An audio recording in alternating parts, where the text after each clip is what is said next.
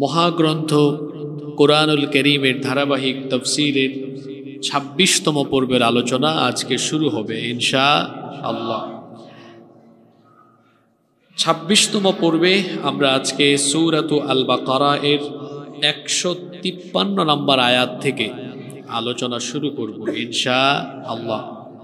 এর আগে সর্বশেষ আমরা ১৫২ নম্বর আয়াত পর্যন্ত আলোচনা করেছিলাম, যে আয়াতটি ছিল ফাযকুরুনি আযকুরুকুম ওয়াশকুরুলি ওয়ালা তাকফুরুন।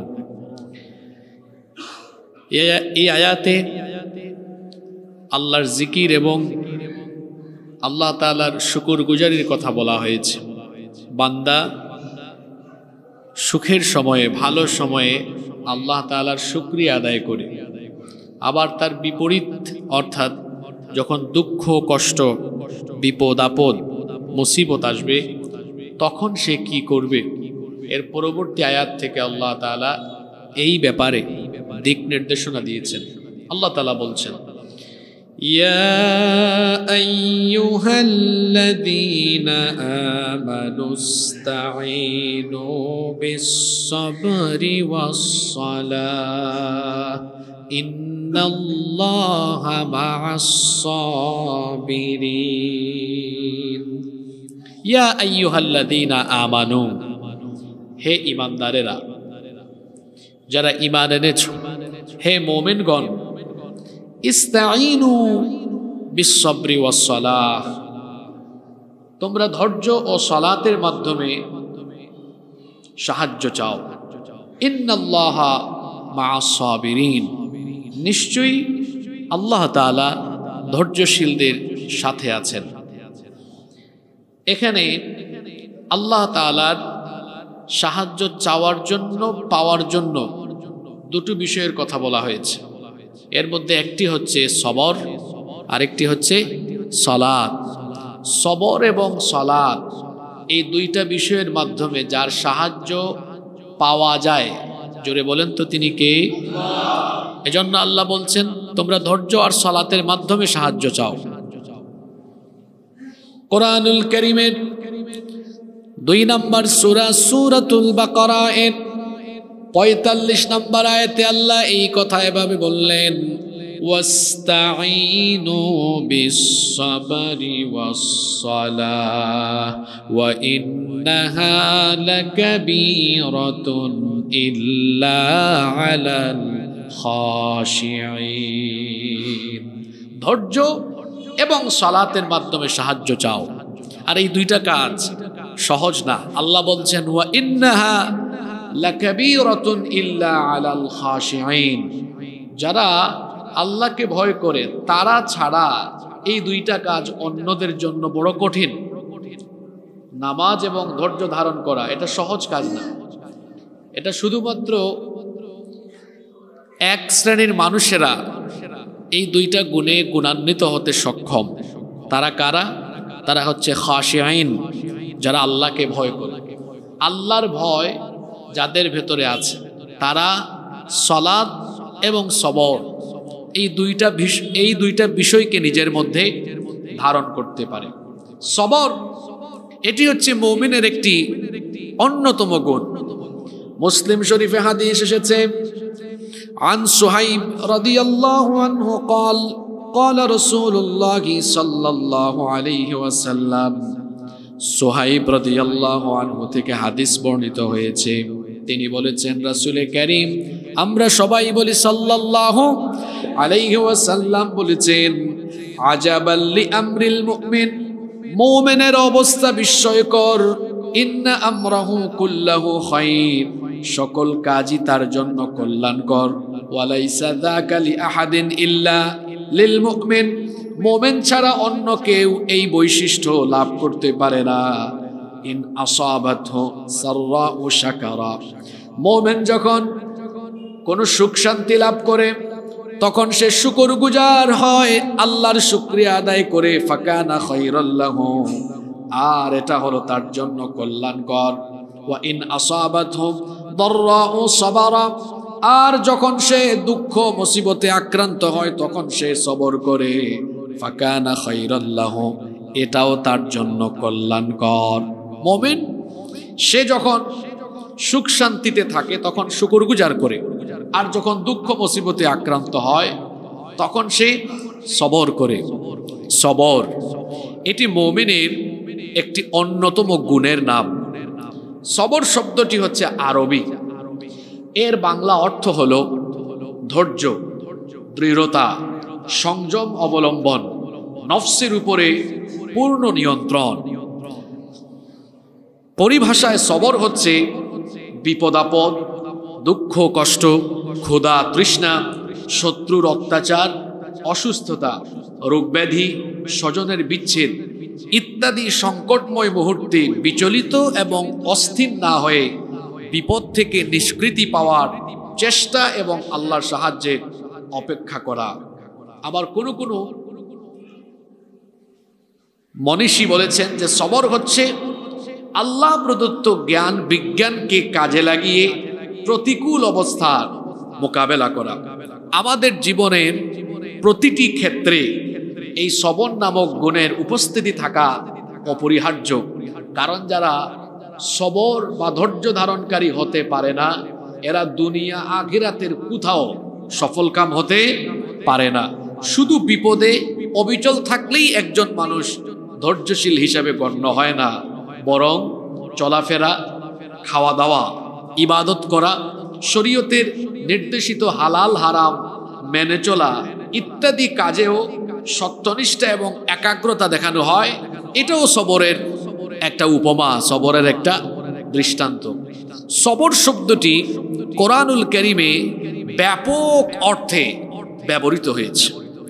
আল্লাহর কালাম এই কোরআনে সবর শব্দটি প্রায় ৭০ বার এসেছে এবং এটি এমন ব্যাপক অর্থবোধক একটি শব্দ, এটি কোরআনে বিভিন্ন অর্থে ব্যবহার হয়েছে। তার মধ্যে সবরের মৌলিক ৫টা অর্থ আমি এখন সরাসরি কোরআন থেকে তুলে ধরছি। সবরের প্রথম প্রকার হচ্ছে আসবরু আলাল মাআসি, মানে হচ্ছে সকল গুনাহ, পাপ, হারাম থেকে নিজের নফসকে বিরত রাখা। এটা কিন্তু সহজ কাজ নয়। নফসের বিরুদ্ধে লড়াই করতে পারা, নফসের বিরুদ্ধে সংগ্রাম চালাতে পারা, এটা অনেক বড় জিহাদের একটা কাজ। কারণ হারাম জিনিসের প্রতি নফসের আকর্ষণ থাকে কম না বেশি? হারামের প্রতি নফসের আকর্ষণ থাকে সবচাইতে বেশি। এই জন্য নফসকে হারাম থেকে, নিষিদ্ধ বিষয় থেকে বিরত রাখার নামও সবর। হারাম থেকে নিজের নফসকে নিয়ন্ত্রণ করতে পারার নামও কি? সবর। এটা সহজ কাজ না, অনেক কঠিন কাজ। এই যে চরিত্র বিধ্বংসী শয়তানি একটা অন্যতম উপাদান, এটাকে যেমন সঠিক ব্যবহার করা যায় তেমনি অপব্যবহারও করা যায়। এই মোবাইলে আপনি ফেসবুকে বা ইউটিউবে গিয়েছেন, সেখানে ভালো ভিডিওর সাথে কিন্তু খারাপ ভিডিও চলে আসতে পারে। আপনার নফস, আপনার মন চাইবে এটা একটু দেখি, এটা একটু দেখি, ওই একটু দেখি বলে ওই ফাঁদে পা দিলেই আপনি শেষ। নিষিদ্ধ বিষয় থেকে নিজের নফসকে নিয়ন্ত্রণ করতে পারা, এটা অনেক বড় রকমের একটা জিহাদ। পরনারীর দিকে লোলুপ দৃষ্টিতে তাকানো, তাদের সাথে অবাধে মেলামেশা করা, তাদের সাথে ক্লাবে, পার্টিতে কিংবা পার্কে আড্ডা দেওয়া, এইসব অশ্লীল কাজের প্রতি নফসের ঝোঁক থাকে অনেক বেশি। এই যে জুমার পরে বিয়ে খেতে যাবেন ক্লাবে বা রাতের বেলা, লিপস্টিক লাগিয়ে এক জরিনা সকিনা এসেছে, তার দিক থেকে চক্ষুকে ফিরিয়ে রাখা, এটা অনেক বড় একটা জিহাদের কাজ। নিজের নফসকে নিষিদ্ধ জিনিস থেকে বিরত রাখতে পারা, এটা অনেক বড় একটা সংগ্রাম। এজন্যই সবরের একটা অর্থ হলো যে নিষিদ্ধ বা হারাম থেকে নিজের নফসকে কন্ট্রোল করা, এটা অনেক বড় একটা চ্যালেঞ্জের কাজ। এজন্য নবী করিম সাল্লাল্লাহু আলাইহি ওয়াসাল্লাম বলেছেন, সবচাইতে বড় জিহাদ হলো নিজের নফসের বিরুদ্ধে জিহাদ করা। সম্মুখ যুদ্ধে শত্রুর বিরুদ্ধে অস্ত্র ধারণের মাধ্যমে জিহাদ করার চাইতে নফসের বিরুদ্ধে সংগ্রাম করা অনেক কঠিন কাজ। এটা অনেক কঠিন কাজ, এটা এত সহজ নয়। আপনি গিয়েছেন অফিসে, নিয়ে এসেছে স্পিড মানি, ঘুষ, এটা দেখার পরে লোভ সামলাতে পারা, এটা অনেক কঠিন কাজ। বান্ডিল দেখেছেন সামনে, হ্যাঁ, বান্ডিলের কাছে তো অনেকে অসহায় হয়ে যায়। বান্ডেল সামনে দেখেছে, তখন আর নফসকে ফেরাতে পারে না। ওই কি করব, নিয়ে ফেলবো কিনা, কি করব, নিয়ে ফেলবো কিনা, ভাবতে ভাবতে নিয়ে ফেলে। অথচ এটা হালাল না হারাম? ব্যবসায়িক লেনদেনে সুদের কারবার হচ্ছে। এই যে হারাম থেকে, সুদের বান্ডিল থেকে নিজেকে, নিজের নফসকে নিয়ন্ত্রণ করতে পারা, এটা বিরাট বড় চ্যালেঞ্জের ব্যাপার। কলেজে বিশ্ববিদ্যালয়ে পড়ে যেভাবে কলেজ বিশ্ববিদ্যালয়ের ক্যাম্পাসে মেয়েদেরকে দেখে দেখতে দেখতে মন চায় কিছুদিন এর একটু গুতা মারি, এর একটু টিস করি, এর সাথে একটু কথা বলি। এই যে মনটা চায়, মন চাচ্ছে আমি আমার মনের চাওয়াকে প্রায়োরিটি দিব না, আমি আমার নফসকে কন্ট্রোল করব। নিজের নফসকে সকল হারাম থেকে কন্ট্রোল করতে পারা, নিয়ন্ত্রণ করতে পারা, এটা হচ্ছে এক প্রকার সবর। এটাও হচ্ছে এক প্রকার সবর। নাম্বার 2, সবরের 2 নম্বর প্রকার হচ্ছে আসবরু আলা তাআহ, মানে হচ্ছে ইবাদত এবং আনুগত্যে নিজের নফসকে বাধ্য করা। প্রথম প্রকার বললাম গুনাহ থেকে নিজের নফসকে নিয়ন্ত্রণ করা, এটাও সবর। দ্বিতীয় প্রকার হচ্ছে আল্লাহর ইবাদতে এবং আল্লাহর আনুগত্যে নফসকে বাধ্য করা, এটাও আবার সবর। এটা তো সহজ নয়। শীতকাল এসেছে, ফজরের টাইমে যে আরামের ঘুম, মুয়াজ্জিন সাহেব বলে আসসালাতু খায়রুম মিনান নাওম, শয়তান কানের কাছে এসে ভনভন করে বলে কি ঠান্ডা, এত কুয়াশা, ঘুমা, যাওয়ার দরকার নেই। এই ঠান্ডা পানিতে উঠে ওযু করে আসতে পারা, এটাও কিন্তু অনেক বড় চ্যালেঞ্জের ব্যাপার। কারণ মন চায় তখন ঘুমাইতে, আর আল্লাহ চান আপনি নামাজে এসে হাজিরা দিতে। সুবহানাল্লাহ। এই যে শীতকালে ঠান্ডা পানি দিয়ে ওযু করার কষ্ট, ভোরবেলা আরামের নিদ্রা ত্যাগ করে নামাজের জন্য জাগ্রত হওয়ার কষ্ট, দুনিয়ার কাজকর্মে নিমগ্ন থাকা অবস্থায় আজানের শব্দ শুনে মসজিদে যাওয়ার কষ্ট, এটা বরণ করে নেওয়া একজন মানুষের জন্য অনেক কঠিন কাজ। কারণ মন তখন অনেক কিছু চায়। আসরের আজান যখন হবে মন চাইবে একটু ঘুমাই, একটু আড্ডা মারি, একটু ফেসবুক চালাই, এটা মন চায়। আর আল্লাহ চান আপনি যেন কি করেন, নামাজে আসতে পারেন। এই যে ইবাদতে বা আল্লাহর আনুগত্যে নিজের নফসকে বাধ্য করা, নিজের নফসকে আল্লাহর ইবাদতে আনুগত্যে বাধ্য করার জন্যও কিন্তু সবরের দরকার হয়। আরো কিছু উদাহরণ দিই, যেমন দান সৎকার। দান সৎকার জন্য কিন্তু একদিকে যেমন মানসিকতা দরকার, তেমনি সবরও দরকার। আপনি মনে করেন কোথাও মন চাইছে মসজিদে 2 লাখ টাকা দিয়ে দিবেন, শয়তান এসে বলে তুই পাগল হইছ, এই 2 লাখ টাকা তোর ব্যবসায় লাগা, তোর আয় আরো বাড়বে। কি বলেন আপনারা? আল্লাহর পথে ব্যয় করতে পারা এটা কি সহজ ব্যাপার নাকি? বিরাট বড় চ্যালেঞ্জের ব্যাপার। কত কোটিপতি তার মন সংকীর্ণ, এরকম আছে না? শোনেন, মন, দিলের উদারতা এটা সবার থাকে না। অনেক মানুষ দেখবেন অনেক বড় পয়সাওয়ালা, কিন্তু তার কথাবার্তা, চাল চলন, চলাফেরা ভিখারির চেয়েও আরো মারাত্মক। এরা হলো সংকীর্ণ মনা। বিশেষ করে হঠাৎ করে যারা পয়সাওয়ালা হয়, এদের মধ্যে বেশিরভাগের মধ্যে এই খাসলতটা থাকে। ছাড়তে পারে না, আগের খাসলতটা ছাড়তে পারে না, ওই আগের মতোই সংকীর্ণ হৃদয় নিয়ে চলে। অথচ হাদিস শরীফে এসেছে আল্লাহ নবী বলেছেন, আল্লাহ ওই ব্যক্তিকে ভালোবাসেন, আল্লাহ নেয়ামত দেওয়ার পরে যেই ব্যক্তি তার নেয়ামতের বহিঃপ্রকাশ ঘটায়, আল্লাহ এই ব্যক্তিকে পছন্দ করেন। সুবহানাল্লাহ। মানে হলো আল্লাহ আপনাকে সম্পদ দিয়েছেন, টাকা দিয়েছেন, পয়সা দিয়েছেন, নেয়ামত দিয়েছেন কে? এখন এটার সে বহিঃপ্রকাশ ঘটাবে, সে খাবে, কৃপণতা করবে না, সে পরিধান করবে, কৃপণতা করবে না, নিজের পরিবারের ভরণ পোষণের পরে মানুষকেও সহযোগিতা করবে। কিন্তু আল্লাহর নেয়ামত পাওয়ার পরে নিজেকেও দেয় না, নিজের শরীরকেও দেয় না, কিপটার ঘরের কিপটা, নিজের শরীরকেও দেয় না, খায় না। এমন মানুষ আছে না নাই? আমি এরকম বহু মানুষ দেখেছি, ওই যে আগে ছেঁড়া কাপড় পরতো, টাকা হয়েছে তাও ছেঁড়া কাপড় পরে, আগের খাইসলত ছাড়তে পারে না। আল্লাহ এটা অপছন্দ করেন যে আমি তোরে দিলাম, তুই পড়লি না কেন? না থাকলে ভিন্ন ব্যাপার। বলেন আমাদের সমাজে এমন মানুষ আছে না নাই? আগে না হয় পয়সা ছিল না, খাইতে পারতো না, কিন্তু তার ফকিরি খাস তো এখনো রয়েছে, এখন আসে খায় না, তো এটা হয় না শুকুরি, আমি তোরে দিলাম তুই খাস না কেন? যারা টাকা পয়সা শরীরকে না দিয়ে সংরক্ষণ করে পৃথিবীতে এদের মতো বোকা আর ব্যাককলার নাই। কারণ এ যে জমাইলো শেষ বয়সে এই শরীরকে শরীরের পেছনে খরচ করতে করতে জমানো সবকিছু শেষ হয়ে যাবে। এজন্য শরীরকে কষ্ট দেওয়া ঠিক না। আপনার যে নেয়ামত আল্লাহ আপনাকে দিয়েছেন, এটা আপনি আপনার পরিবার এগুলো ভোগ করার পরে ওই যে বললাম মানুষকেও এটা বিলিয়ে দিবেন, মানুষকে দিবেন। দান সৎকা করতে পারা এটার জন্য সবল লাগে। ওই যে সবরের 2 নম্বর অর্থ বলছি যে নফসকে আল্লাহর ইবাদতে বা ভালো কাজে কি করা? বাধ্য করা। কি করা? বাধ্য করা। এটা তো এত সহজ না, এত সহজ না। কোথাও কোনো উন্নয়নমূলক ভালো কাজ হচ্ছে, মনে করেন একটা মসজিদে কিছু টাকা লাগে, একটা ভালো কাজে টাকা লাগে। এখন আপনার কাছে পকেটে আছে টাকা, চাইলেই 10 লাখ দিতে পারবেন, শয়তান এসে বলবে বাদ দাও, এই 10 লাখ টাকা অন্য কাজে লাগাও। এরকম ওয়াসওয়াসা শয়তানের তরফ থেকে আসতে পারে কি পারে না?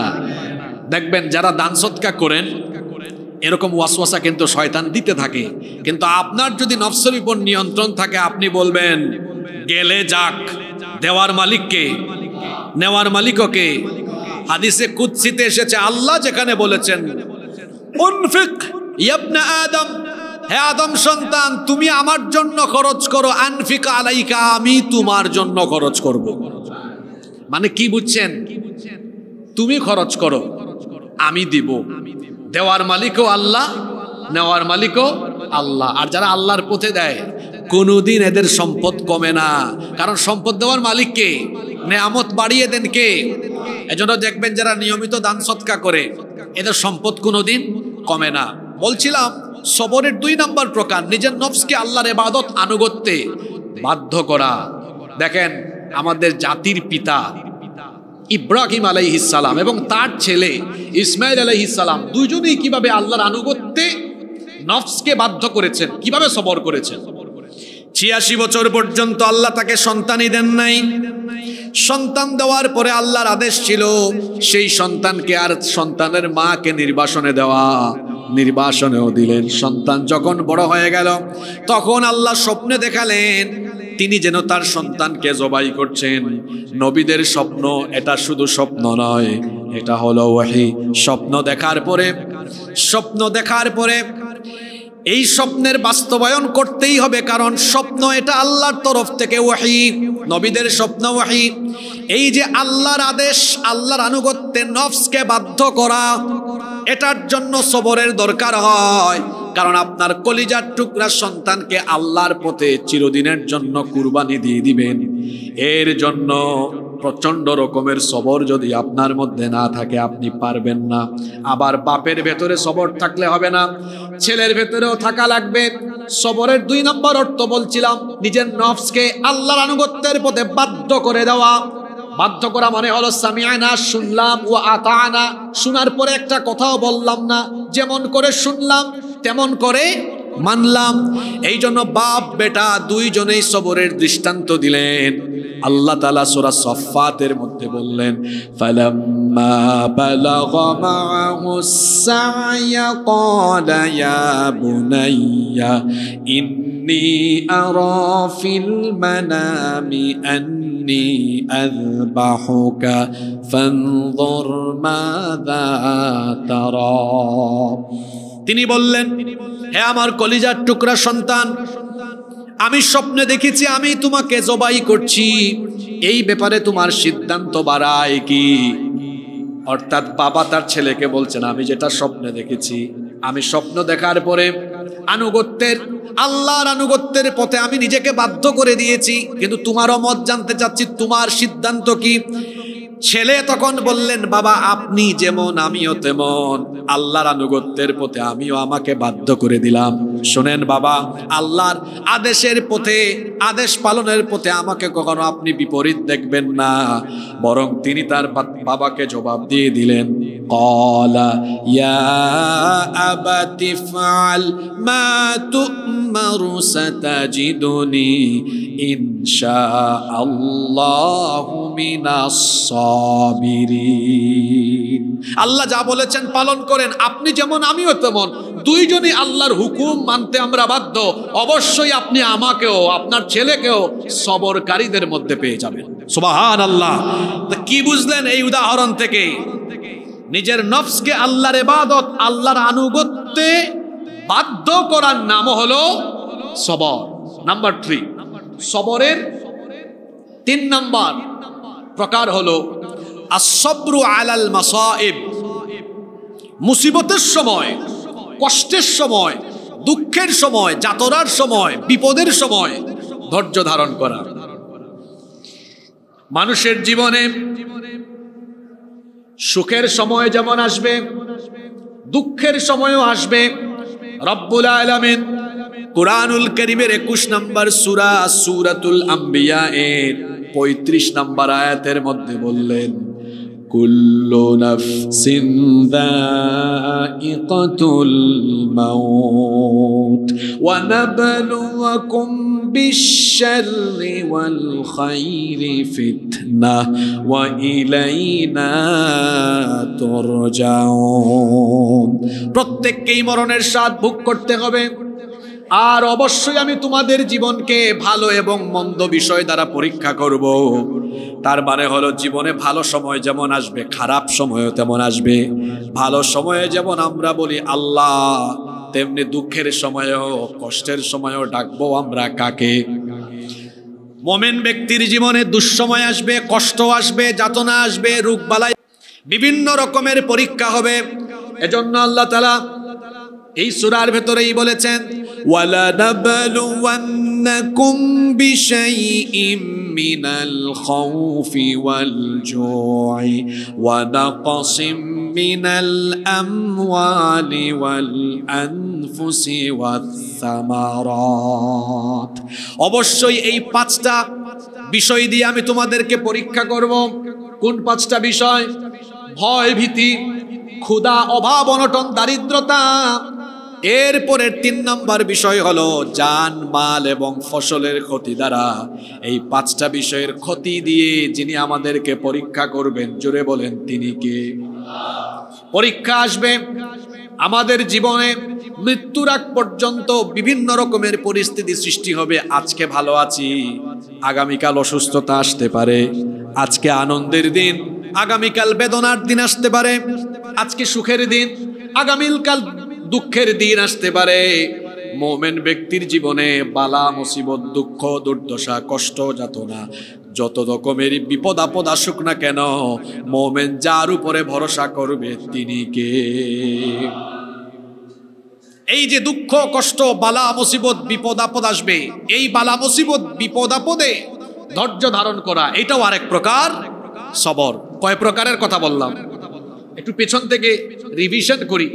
1 নাম্বার বলেছিলাম আসবরু আনিল মাআসি, পাপ থেকে, হারাম থেকে, অবাধ্য হওয়া থেকে নিজের নফসকে নিয়ন্ত্রণ করা, এটাও সবর। 2 আসবরু আলা তাআহ, আনুগত্যের পথে নফসকে বাধ্য করা, এটাও সবর। 3 আসবরু আলাল মাসাইব,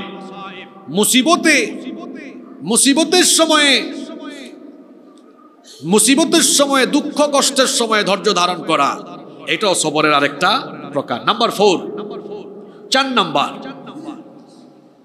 সবরের 4 নাম্বার প্রকার হলো শত্রুর মোকাবেলায় ইস্তেকামত থাকা, দৃঢ় থাকা, এটাও সবর। জিহাদের ময়দানে, লড়াইয়ের ময়দানে শত্রুর সামনে হতাশ না হওয়া, ভীত না হয়ে বরং দৃঢ়তার পরিচয় দেওয়া। সংখ্যা কম হতে পারে, অস্ত্র কম হতে পারে, সরঞ্জাম কম হতে পারে, সৈন্যবল, অর্থবল, জনবল, যুদ্ধের সরঞ্জাম, উপকরণ সব কিছু কম থাকতে পারে, কিন্তু সাহসের যেন কমতি না থাকে। মনে রাখবেন, অস্ত্রবল, সৈন্যবল, জনবল, সরঞ্জাম সব কিছু যদি বেশিও থাকে আর যদি সাহস কম থাকে, তাহলে লড়াইয়ের ময়দানে বিজয়ী হওয়া যায়। কিন্তু যদি অস্ত্র শস্ত্র, সরঞ্জাম, সৈন্যবল সবকিছু কমও থাকে, যদি বুক ভরা সাহস থাকে, তাহলে বিজয় দান করে দিবেন কে? অস্ত্র শস্ত্র দিয়ে বিজয়ী হওয়া যায় না, বরং মনোবল থাকা লাগে, আল্লাহর উপরে তাওয়াক্কুলও থাকা লাগে। লড়াইয়ের ময়দানে শত্রুর মুখোমুখি দাঁড়িয়ে দৃঢ় থাকতে পারা, এইটাও সবর, এটার নামও সবর। কোরআনে কারিমে তালুত এবং জালুতের যুদ্ধের কাহিনী এসেছে। বনি ইসরাইল যখন খুবই নির্যাতিত নিপীড়িত অবস্থায় ছিল, তখন আল্লাহ তাআলা শামুয়েল আলাইহিস সালামকে তাদের জন্য নবী বানিয়ে পাঠালেন। তারা শামুয়েল আলাইহিস সালামের কাছে এসে বলেছিল, আপনি আমাদের জন্য একজন নেতা ঠিক করে দেন, কারণ লড়াই করার জন্য একজন কমান্ডারের দরকার আছে না নাই? বললেন একজন কমান্ডার, একজন নেতা ঠিক করে দেন। শামুয়েল আলাইহিস সালাম আল্লাহর দরবারে ফরিয়াদ জানালেন। আল্লাহ তাআলা জানিয়ে দিলেন, ইন্নাল্লাহা ক্বাদ বাআসা লাকুম তালুতা মালিকা, নিশ্চয়ই আল্লাহ তালুতকে তোমাদের জন্য নেতা বানিয়েছেন। কিন্তু এই তালুত ছিলেন বনি ইসরাইলের মধ্যে একজন গরিব মানুষ, টাকা পয়সা বেশি ছিল না, তিনি অসচ্ছল ছিলেন।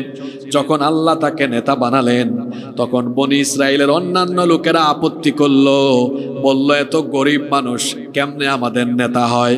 তারা মনে করত নেতৃত্বের জন্য প্রচন্ড ক্ষমতা থাকতে হবে, বংশ বড় হওয়া লাগবে। এই রকম মন মানসিকতা কিন্তু আমাদের সমাজেও আছে। দেখবেন বংশ বড় না হলে, টাকা বেশি না হলে সমাজে কেউ তারে নেতা বানাতে চায়। শামুয়েল আলাইহিস সালাম তখন বললেন, তালুতকে তো আমি নেতা বানাই নাই, তালুতকে নেতা বানিয়েছেন কে? আর তার নেতৃত্বের কোয়ালিটি হিসাবে তোমরা টাকা পয়সা, আধিপত্য, বংশের গৌরব এগুলো বিবেচনা করছো।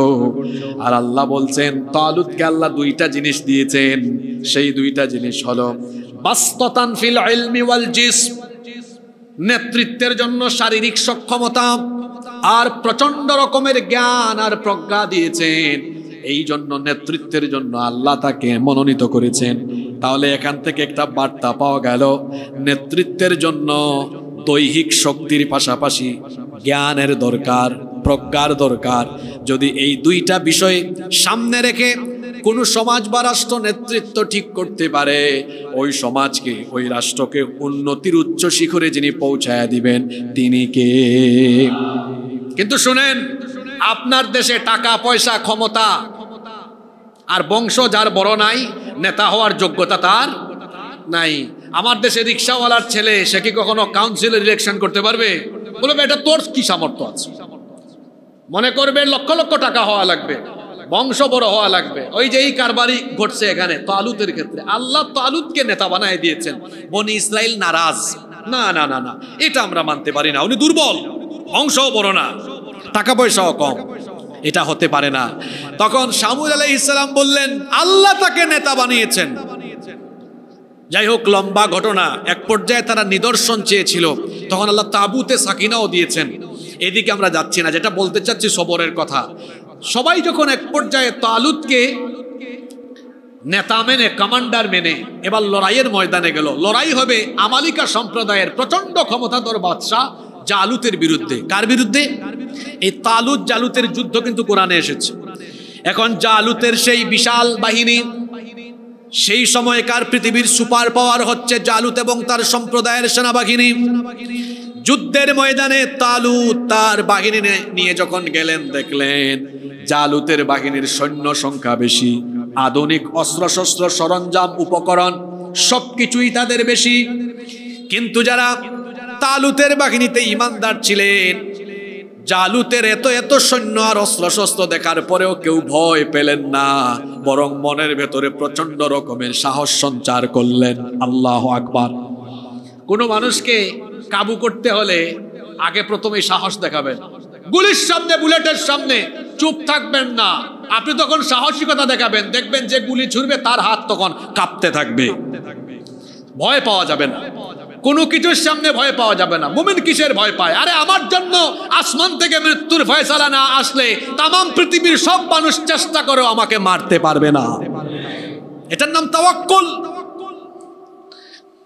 জালুতের বিশাল বাহিনীর সামনে যখন তালুতের ইমানদার বাহিনী চলে গেলেন, তখন তারা আল্লাহর কাছে একটা দোয়া করেছিলেন। সেই দোয়া আল্লাহর কাছে এত ভালো লাগলো, সূরা বাকারার 250 নম্বর আয়াতে আল্লাহ এই দোয়াটা উঠায় দিলেন, ওয়ালাম্মা বারাজু লিজালুতা ওয়া জুনুদিহি ক্বালু রব্বানা আফরিগ আলাইনা সাবরান ওয়া সাব্বিত আকদামানা ওয়ানসুরনা আলাল কওমিল কাফিরিন। তারা যখন জালুত এবং তার সৈন্যদের মুখোমুখি হলেন তখন তারা বললেন, রব্বানা আফরিগা আলাইনা সবরা, হে আমাদের প্রতিপালক, আমাদেরকে সবর দান করো। এখানে সবর শব্দের অর্থ হলো দৃঢ়তা, মানে আমাদেরকে দৃঢ় হয়ে সাহস নিয়ে কাফিরদের সামনে দাঁড়াবার তৌফিক দান করো। আল্লাহু আকবার। আল্লাহ তাআলা কোরআনে কারীমের 3 নম্বর সূরা আলে ইমরানের 142 নম্বর আয়াতের মধ্যে বললেন, আম হাসিবতুম আন তাদখুলুল জান্নাতা ওয়ালাম্মা ইয়ালামিল্লাহুল্লাযীনা জাহাদু মিনকুম ওয়া ইয়ালামাস সাবিরিন। তোমরা কি মনে করেছো এমনি জান্নাতে ঢুকে যাবে? অথচ আল্লাহ এখনো দেখে নেন নাই তোমাদের মধ্যে কারা কারা জিহাদের মধ্যে শামিল হয়ে শত্রুর সামনে সবর দেখাতে পারে। এটা তো আল্লাহ এখনো দেখে নেন নাই। যতক্ষণ না আল্লাহ এটা দেখবেন ততক্ষণ পর্যন্ত জান্নাতের ফয়সালা হবে না। আল্লাহ বলছেন এমনি এমনি জান্নাতে ঢোকানো যাবে না, অবশ্যই আল্লাহ তাআলা জিহাদের মাধ্যমে তোমাদের সবরের পরীক্ষা নেবেন। এজন্য রাব্বুল আলামিন কোরআনুল কারীমের 47 নম্বর সূরাতুল মুহাম্মাদের 31 নম্বর আয়াতে বললেন, ওয়ালা নাবলুওয়ান্নাকুম হাত্তা না'লামাল মুজাহিদিনা মিনকুম ওয়াস-সাবিরিনা ওয়া নাবলুয়া আখবারাকুম। আর অবশ্যই তোমাদেরকে পরীক্ষা করা হবে যতক্ষণ না আল্লাহ এটা জেনে নেন তোমাদের মধ্যে কারা কারা মুজাহিদ হয়ে জিহাদে শামিল হয়ে সবর দেখাতে পারে। এটা অবশ্যই যিনি তোমাদের থেকে পরীক্ষার মাধ্যমে যাচাই করবে। জোরে বলেন তিনি কে? তাহলে সবরের এখানে আরেকটা অর্থ এই আয়াতগুলো থেকে আমরা পেলাম, জিহাদের ময়দানে শত্রুর সামনে দৃঢ় সাহস নিয়ে থাকা, এটাও এক প্রকার সবর। সবরের 5 নম্বর অর্থ হলো প্রচন্ড রকমের অত্যাচার, নির্যাতন, জুলুম, নিপীড়নে অতিষ্ঠ না হয়ে, হতাশ না হয়ে বরং জুলুম নির্যাতন সহ্য করা, এটাও আরেক প্রকার সবর। পৃথিবীতে 2 জন নবী, একজন হলেন আদম আলাইহিস সালাম, আরেকজন হলেন সুলাইমান আলাইহিস সালাম। এই 2 জন নবী ছাড়া পৃথিবীতে অন্যান্য সকল নবীরা অত্যাচারিত হয়েছেন, নির্যাতিত হয়েছেন। আপনারা বলতে পারেন, হুজুর এই 2 জন কেন নির্যাতিত হলেন না? প্রথম জন আদম আলাইহিস সালাম, তাকে আবার কে নির্যাতন করবে? তিনি তো সবার সিনিয়র, সবার আগে এসেছেন, সবার বাপ তিনি, তাকে আবার কে নির্যাতন করবে? তিনি নির্যাতন থেকে মুক্ত ছিলেন। আরেকজন হলেন সুলাইমান আলাইহিস সালাম, তিনিও জুলুম নির্যাতনের সম্মুখীন হন নাই। কেমনে হবেন বলেন তো? কারণ তার বাবা হলেন দাউদ আলাইহিস সালাম। তার বাবার কাছ থেকে তিনি মাত্র 13 বছর বয়সে সিংহাসনের মালিক হয়েছিলেন এবং আল্লাহ তাআলা তাকে সারা দুনিয়ার ক্ষমতা দিয়েছেন, এমনকি জিনদেরকে পর্যন্ত তিনি শাসন করেছেন। আল্লাহু আকবার। এই 2 জন পয়গাম্বার, এই 2 জন নবী ছাড়া পৃথিবীর সমস্ত নবীরা অত্যাচারিত হয়েছেন, নির্যাতিত হয়েছেন। নবীরা রক্ত দিয়েছেন, নবীদের শরীর থেকে রক্ত ঝরেছে।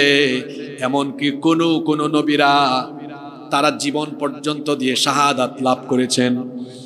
নবীদের উপরে এই যে জুলুম, নির্যাতন, অত্যাচার এসেছে, সেই সময় তারা প্রচন্ড রকমের সবর অবলম্বন করেছিলেন। এজন্য আল্লাহ তাআলা কোরআনে কারীমের 7 নম্বর সূরাতুল আনআমের 34 নম্বর আয়াতে বললেন, ওয়ালাকাদ কুযযিবাত রুসুলুম মিন ক্বাবলিকা ফাসাবারু আলা মা কুযযিবু ওয়া উযু হাত্তা আতাহুম নাসরুনা ওয়ালা মুবাদ্দিলা মুবাদ্দিলা লিকালিমাতিল্লাহ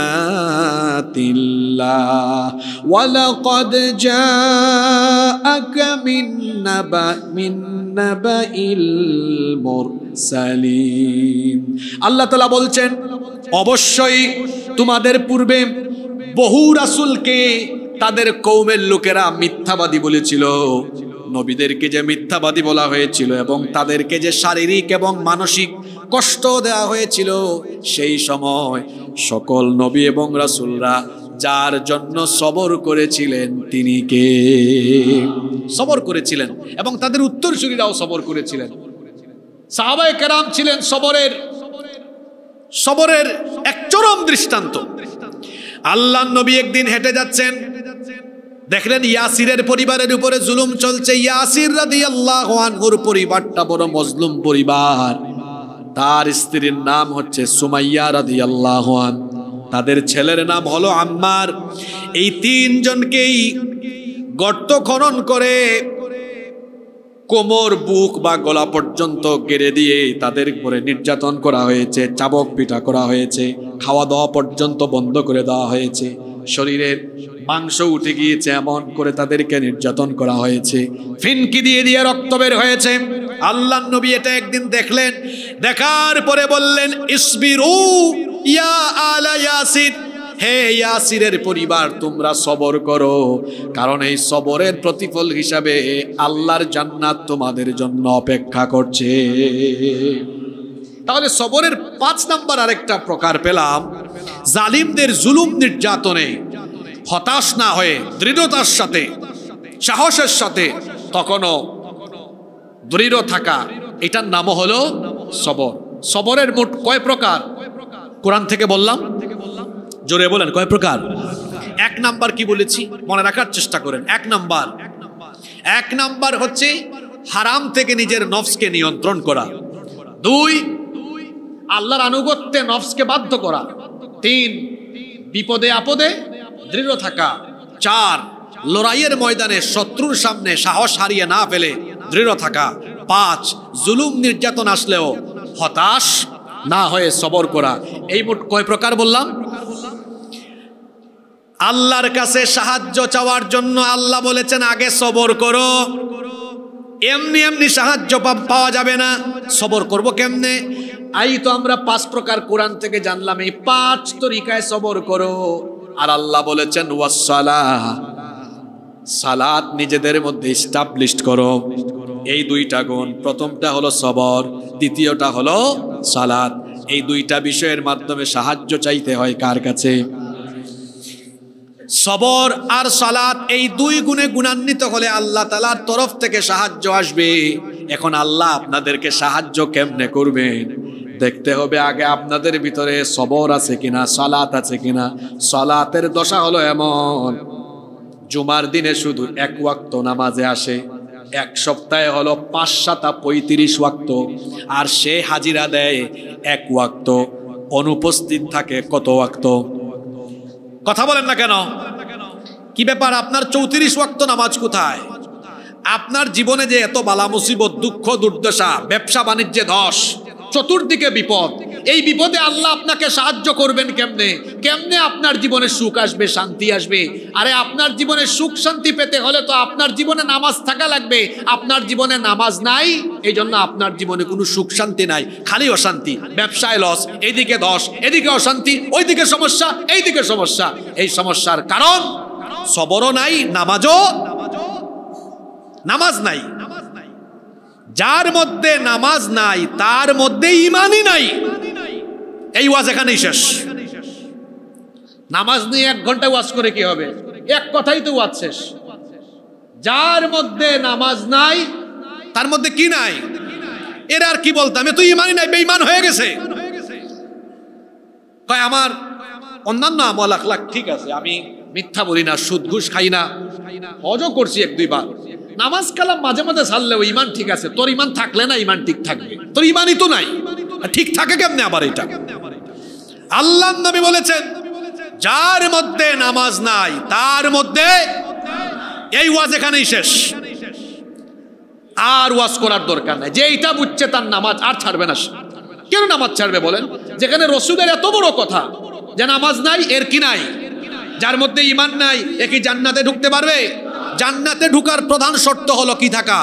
ঈমান থাকা। তো যার নামাজ নাই এর যদি ঈমানই না থাকে ও জান্নাতে যাবে কেমনে? নামাজ ছাড়া জান্নাতের গন্ধও পাওয়া যাবে না। জান্নাত তো বহু দূরে, গন্ধও পাওয়া যাবে না। বলবেন হুজুর গন্ধের কথা বললেন কেন? জান্নাতীরা, হাদিস শরীফে এসেছে, জান্নাতি যারা তারা জান্নাতে ঢুকার 40 বছরের দূরত্বে থাকতেই নাকে জান্নাতের গন্ধ পেতে থাকবে। সুবহানাল্লাহ, জান্নাতের গন্ধ পেতে থাকবে। এমন তো বহু হাদিস আছে, যেমন কি দুনিয়ায় থাকতে মালাকুল মউত যখন আসবে, সেই ঈমানদার হলে ফেরেশতারা, জান্নাতি ফেরেশতারা এসে তার সামনে জান্নাতের দৃশ্য তুলে ধরবে, সে জান্নাত দেখতে দেখতে দেখতে দেখতে ঘুমায় যাবে। আল্লাহু আকবার। এটা কারা? নামাজ আছে যার ভিতরে, সবর আছে যার ভিতরে, নামাজের কি হালত! আরে বাপ রে বাপ, আমি তো বড় আশ্চর্য হই, আপনি নামাজ ছাড়েন কেমনে? আমি অবাক হই, আপনি নামাজ ছাড়েন কিভাবে? ওয়াস্ত সব আপনারাই জানেন। কিয়ামতের দিন সর্বপ্রথম কোন আমলের হিসাব নেওয়া হবে? এই নামাজ নাই কেন? আপনি তো প্রথম প্রশ্নের উত্তর দিতে পারবেন না। সবচেয়ে বড় কথা হলো নামাজ আদায় করলে কে খুশি হন আর ছাড়লে কে খুশি হয়? আচ্ছা ভাই, আপনার কি বিবেক নাই? আপনার বিবেকে কি শয়তান পেশাব করলো নাকি? হ্যাঁ, আপনি যে নামাজ ছাড়েন, আপনি কি বুঝেন না যে আপনি নিজেকে শয়তানের গোলাম বানিয়ে ফেলেছেন? কারণ নামাজ ছাড়লে তো শয়তান খুশি হয়, এটা আপনি কেন বুঝেন না? আপনার বিবেকে কি শয়তান পেশাব করলো নাকি? মগজ কি পচে গিয়েছে নাকি? একজন বিবেকবান মুসলমান তার জীবন থাকতে কখনো এক ওয়াক্ত নামাজ কাজা করতে পারে না। নামাজ কাজা করা যাবে না, মৃত্যু হয়ে যাবে আমার। নামাজ কখনো আমি কাজা করতে পারবো? ঘুমে চলে যাচ্ছে ফজর, ঘুম ছাড়ে না, হায় রে ঘুম। ফজর ছেড়ে যে ঘুমালেন এটাই শেষ ঘুম হইতে পারে, জোহরের আগে জানাজা হয়ে যেতে পারে। আসরের জোহর নাই, আসর নাই, মাগরিব নাই, এশা নাই। নবীজি বলেছেন যার মধ্যে ফজর, জোহর, আসর, মাগরিব নাই তার মধ্যে ঈমানই। এজন্য আল্লাহ বলেছেন আল্লাহর সাহায্য পেতে হলে, সাহায্য চাইতে হলে এই দুইটা জিনিস লাগবে। ইয়া আইয়ুহাল্লাযীনা আমানুস্তাঈনু বিস-সাবরি ওয়াস-সালাহ। হে ঈমানদারেরা, ধৈর্য এবং সালাতের মাধ্যমে আল্লাহর সাহায্য চাও। ইন্নাল্লাহা মা'আস-সাবিরিন, নিশ্চয়ই সবরকারীদের সাথে যিনি আছেন। জোরে বলেন তিনি কে? এরপরের আয়াতে আল্লাহ বলছেন ওয়ালা তাকুলু লিমান ইউকতালু ফি সাবিলিল্লাহি আমওয়াত বাল আহইয়াউম ওয়ালাকিন লা তাশউরুন। আর যারা আল্লাহর পথে জীবন দেয়, আল্লাহর পথে যারা নিহত হয় তাদেরকে তোমরা মৃত বলো না। কি আশ্চর্য কথা! মরা মানুষ সবাইকে তো আমরা মৃত বলি। স্বাভাবিক অবস্থায় অ্যাক্সিডেন্টে, রোগে সুখে যে মারা যায় সবাইকে আমরা মৃত বলি, কিন্তু আল্লাহ বলেছেন যারা আল্লাহর দ্বীনের পথে ইন্তেকাল করে, দ্বীনের পথে যারা নিহত হয়, খবরদার আমি আল্লাহ তোমাদেরকে সাবধান করলাম, কখনো তাদেরকে মৃত বলবে না। আমরা যখন স্বাভাবিকভাবে রোগে সুখে কোনো মানুষ মারা যায় আমরা বলি মৃত আব্দুস সাত্তার, মৃত আবুল কালাম, মৃত আব্দুস সামাদ, মৃত আব্দুর রহমান। এভাবে আমরা মৃত ব্যক্তির নামের আগে মৃত শব্দ বলি, কিন্তু আল্লাহ বলেছেন খবরদার যারা আমার দ্বীনের পথে শহীদ হয় তাদের নামের আগে কখনো মৃত বলবে না, বরং বলবে শহীদ আবুল কালাম, শহীদ আব্দুস সাত্তার। তাদেরকে কখনো মৃত বলবে না। এর কারণ হলো বাল আহইয়া, তারা জীবিত। ওয়ালাকিন লা তাশউরুন, কিন্তু এটা বুঝার কোনো ক্ষমতা তোমাদের নাই। কোরআনে কারীমের ৩ নম্বর সূরা, সূরা আলে ইমরানের ১৬৯ নম্বর আয়াতে আল্লাহ এই কথা এভাবে বললেন ওয়ালা তাহসাবান্নাল্লাযীনা কুতিলু ফি সাবিলিল্লাহি আমওয়াতা বাল আহইয়াউন ইনদা রাব্বিহিম ইউরযাকুন। যারা আল্লাহর পথে জীবন দিয়েছে তাদেরকে তোমরা মৃত বলো না, কারণ তারা হলো জীবিত। তোমরা সেটা বুঝো না, বাল আহইয়া, তারা জীবিত। শুধু তাই নয়, ইনদা রাব্বিহিম ইউরযাকুন, যারা শহীদ হয় আল্লাহর পথে জীবন দেয় তাদেরকে দুনিয়াতে জীবন চলে যাওয়ার পরেও, শহীদ হওয়ার পরে তাদেরকে যিনি রিজিক দান করেন তিনি কে? শহীদদের মর্যাদা সবার থেকে আলাদা। এই জন্য মুসলিম শরীফে হাদিস এসেছে, আল্লাহ নবী বলেছেন, শহীদদের শরীর থেকে যখন রূহ চলে যায়, সেই রূহগুলো সঙ্গে সঙ্গে জান্নাতের সবুজ পাখিতে পরিণত হয়ে যায়। সুবহানাল্লাহ, কি চমৎকার কথা! আল্লাহ নবী বলেছেন, শহীদদের শরীর থেকে যখন রূহ বের হয়ে যায়, সাথে সাথে তাদের রূহ জান্নাতি সবুজ পাখিতে পরিণত হয়ে যায়, আর তারা গোটা জান্নাতে ইচ্ছা মতো ঘুরে বেড়াতে থাকে। তারপর এই শহীদদের রূহ বিশিষ্ট সেই সবুজ পাখি যখন আরশে আজিমের নিচে কিছু ঝাড় বাতির মধ্যে ঢুকে পড়ে, তখন আল্লাহ তাআলা এদের দিকে দৃষ্টি দেন, এদের দিকে তাকিয়ে বলেন, তোমরা কি চাও? তারা বলে, হে আমাদের রব, কি আর আপনার কাছে চাইতে পারি বলেন? কারণ জান্নাতের কোনো একটা অংশ নয়, জান্নাতের সব অংশই আপনি আমাদেরকে দিয়ে দিয়েছেন। সুবহানাল্লাহ, কি আর চাইতে পারি বলেন? যদি বুঝতাম 8টা জান্নাতের মধ্যে এই একটা দরজা দিয়েছেন, কিংবা এই অংশ দিয়েছেন, ওই অংশ বাকি আছে, তাইলে চাইতে পারতাম, আল্লাহ ওইটাও দেন। চাওয়ার মতো কিছুই তো আপনি রাখেন নাই, বরং আপনি আমাদেরকে জান্নাতি পাখি বানিয়ে গোটা জান্নাত ঘুরে বেড়ানোর সুযোগ দিয়েছেন। আপনার কাছে আর কি চাওয়া থাকতে পারে বলেন? কিচ্ছু চাওয়ার নাই।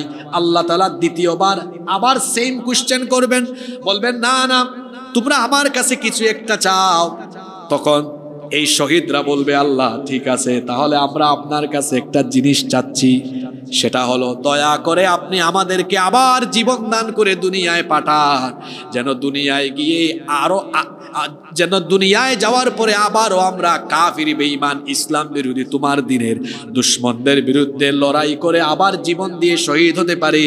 সেই জন্য জীবনটা আবার দাও, যেন আবার আমরা শহীদ হতে পারি। আল্লাহু আকবার। এই হাদিস আমাদেরকে একটা বিষয় শিক্ষা দিল, শহীদদের কোনো চাওয়া থাকে না, জান্নাতে কোনো চাওয়া নাই, বরং শহীদদের একটা চাওয়াই থাকে। শহীদরা চাইবে বারবার যেন তারা দুনিয়ায় ফিরে এসে বারবার যেন শহীদ হতে পারে। এর কারণ কি? এর কারণ হলো শহীদরা বলবে, আল্লাহ দুনিয়ায় থাকাকালে যদি শাহাদাতের মর্যাদা উপলব্ধি করতাম, তাহলে দুনিয়াতে যখন থেকে আমাদের বুঝ হয়েছে সেদিন থেকেই আমরা লড়াইয়ের ময়দানে ঝাঁপিয়ে পড়তাম, জীবন দেওয়ার জন্য আমরা পাগল পারা হয়ে যেতাম। কারণ শহীদি মৃত্যু হলো শ্রেষ্ঠ মৃত্যু। ভালো করে শোনেন, শহীদি মৃত্যু হলো শ্রেষ্ঠ মৃত্যু। শরীরে রোগ হয়েছে, ক্যান্সার হয়েছে, স্ট্রোক করেছে, ব্রেইন স্ট্রোক, হার্ট অ্যাটাক করেছে, অথবা অন্যান্য মরণ ব্যাধিতে আক্রান্ত হয়েছে, রোগ বালাইয়ে পড়ে, অথবা গাড়ির চাকার নিচে পড়ে স্বাভাবিকভাবে, অথবা রোগে সুখে বিছানায় যে কোনোভাবে মারা গেলে, প্রত্যেকটা মৃত ব্যক্তি মারা যাওয়ার পরে তার হিসাব আছে, বিচার আছে। কিন্তু এক শ্রেণীর মানুষ যারা আল্লাহর পথে জীবন দেয়, শহীদদের কোনো হিসাব হয় না, বিচারও হয় না। শহীদেরা কিয়ামতের দিন কেমনে দাঁড়াবে শুনেন।